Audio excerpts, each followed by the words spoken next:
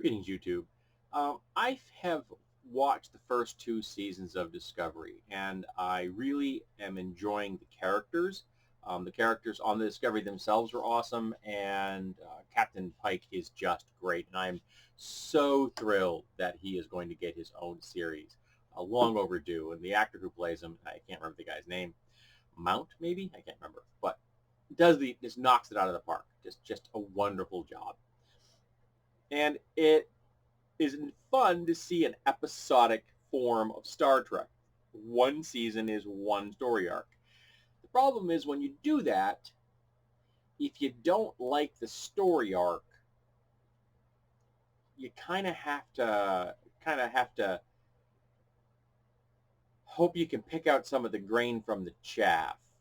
And I got to tell you, the mirror universe, not my favorite concept. I know that Enterprise touches on it too, and I'm currently just started the second season of Enterprise, so I'm eventually going to hit it again.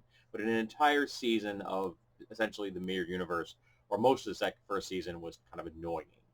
Um, and I think that for me, the sweet spot would be a Star Trek series where you have 2 to 4 episode arcs, episodics. I mean, rather, serials, and then 1 to 3 movies, planets of the week, and then another story arc, and then have something larger going on in the background that could tie everything together, or it could be something that's going to be season spanning, things like that.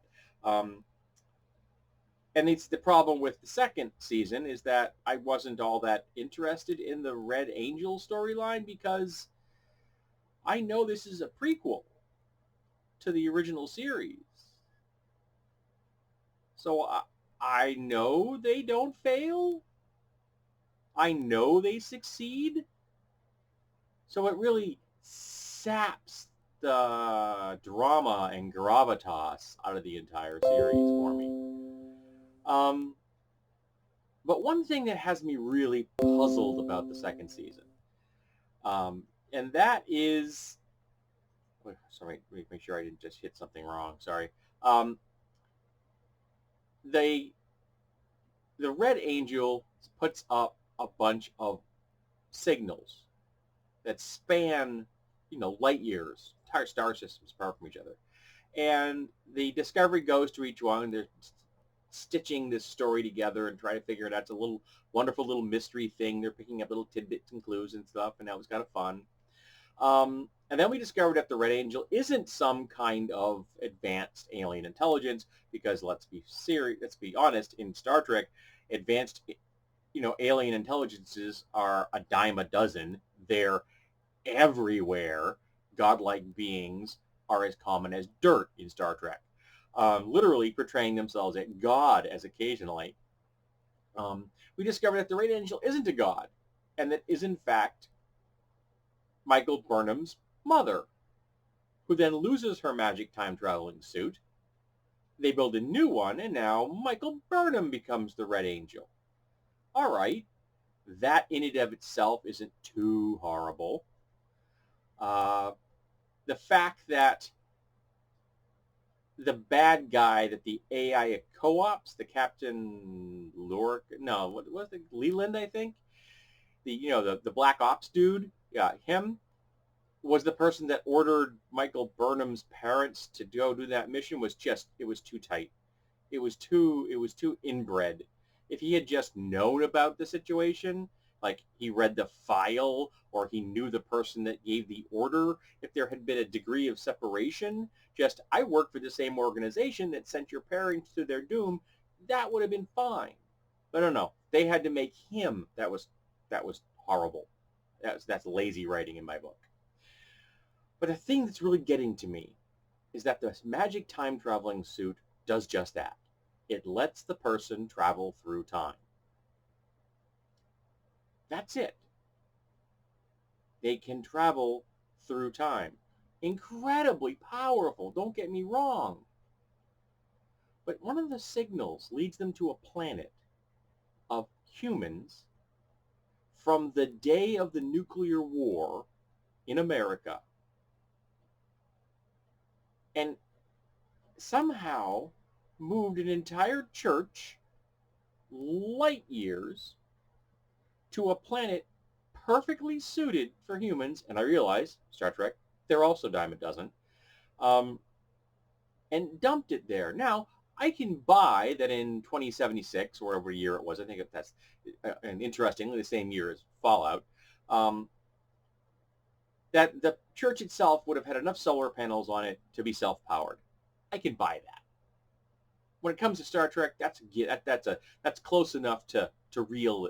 I don't even argue with that. But let's say, for example, that the church had 300 people in it.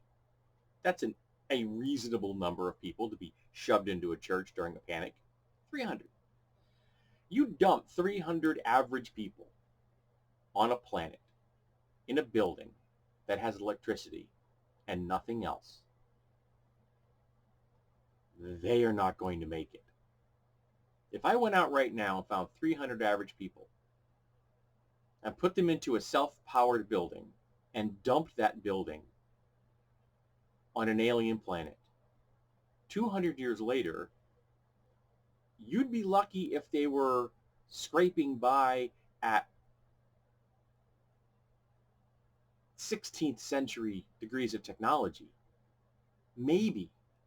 And the people in this particular settlement it was like colonial era, 18th, maybe early 19th century technology. How? Do you know how to grow crops? Do you know how to do medicine in a place without any medical technology? How do you get water for that many people? How do you get sanitation for that many people? How do you feed them? How did either of the Red Angels, Michael Burnham or Michael Burnham's mother, move an entire building?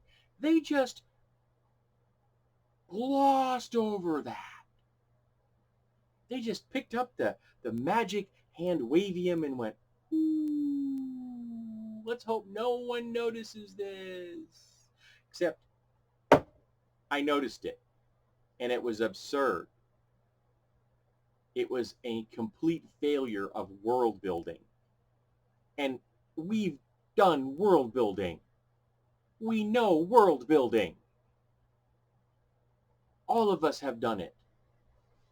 So why the hell did they leave this big a hole in a series? Yeah, I know it was essentially a Planet of the Week episode in an overall, serialized season, but it is still horribly done. Not to mention, you wouldn't have distinctly white and black people anymore after 200 years. They'd all be very much looking the same genetically because they're going to be inbred. And there's 11,000 of them. I'm hoping there weren't too many recessive genes that gave them some real problems. Because in that first couple of years, there's going to be a population drop. There's going to be a real genetic bottleneck there. Lots of those people aren't going to make it. Even if they pull it off and don't end up eating each other, they remain peaceful and they cooperate perfectly, there's still going to be a genetic bottleneck as they die off in droves, from poisonous plants to alien diseases to animal attacks to weather to starvation to dehydration to shock to suicide. And I'm just like, wow, that's some lazy ass writing right there. I was just really disappointed with that whole thing. It did, however, give me a really nice idea how you could pull that off. If you, say, had a self-powered school. Now, a modern school, even a school from this era, where you're a few years down the line, so it's really well balanced as far as the amount of power it can generate, that's a little better off. If you had like your average junior high school size school, a place with, say, about 500, 600 students maybe, that building might be able to support 300 people as far as shelter, power, and enough raw materials to then survive. I mean, the church that in that episode had stained glass windows just depicting all these different religions. Good on them for wanting to represent all these different faiths. But do you have any idea how hard it is to make stained glass? The technological levels you have to achieve to make any kind of glass, let alone colored glass, and the lead required to put colored glass together into a stained glass window? I do, and I'm not a script writer. You'd think someone that's going to write something like this may look into that kind of thing, or just, again, hand wavium. That bugs the crap out of me. It's messy, and it's sloppy, and it's lazy. Give me a plausible setting. Show me how you did it. Or at least give me something that I can buy that let me put one and two together till I get to 4. But they didn't put down 2. They didn't even put down 1. They gave me nothing there to figure out how this happened. And so the episode, in my book, failed.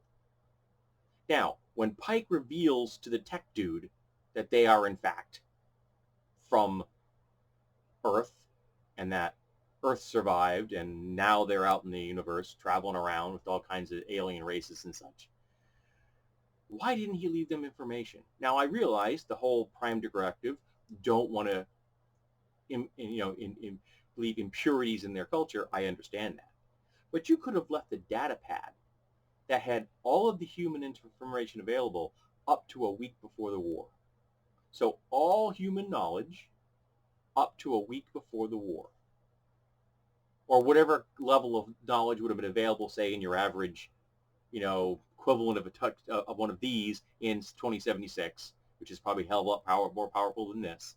And there are geeks who carry around reference books and things. I got a number of reference books on here. They're gaming reference books, but they're still reference books.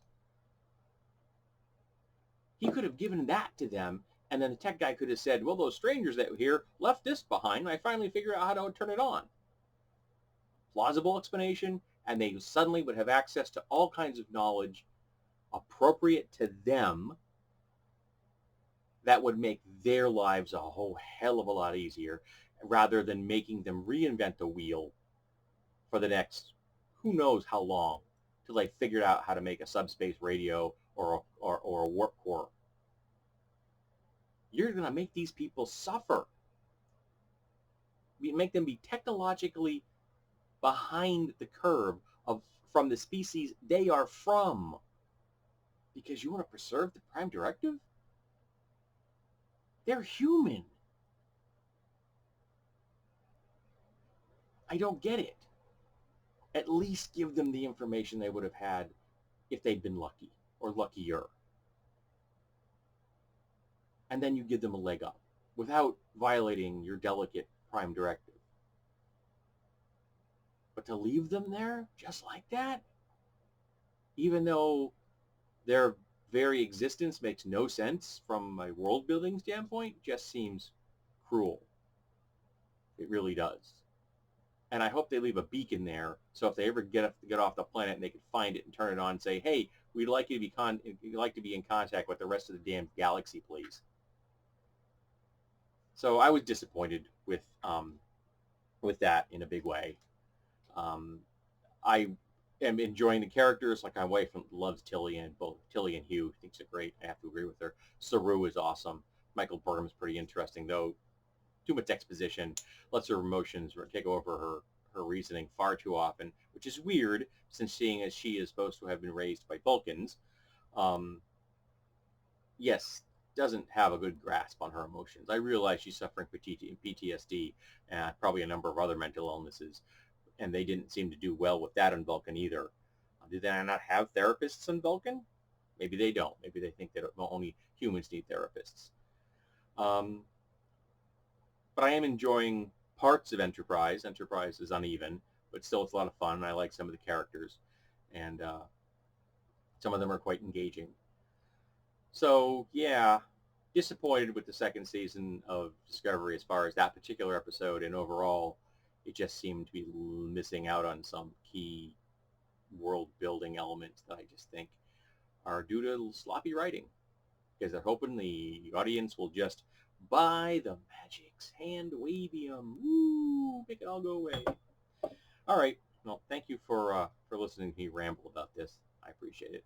So let's talk about world building in Star Trek and other science fiction settings, and how would you have handled that particular episode? What would you have done with a church that magically drops on a planet?